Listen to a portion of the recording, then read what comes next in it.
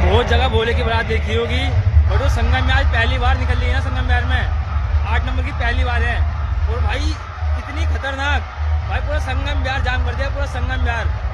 भाई मैं आपको दिखाता हूँ, छत से दिखाऊंगा, पूरी रैली दिखाऊंगा मैं आपको छत से, कि वहाँ से भाई पॉसिबल नहीं है। नीचे से भाई बहुत क्राउड हो गया, बहुत भीड़ भी है, और भाई दिखेगा नहीं सही से। आपको मैं छत से दिखाता हूँ पूरी rally A to Z line से। और भाई सारे भाई कमेंट में लिख देंगे हर हर महादेव।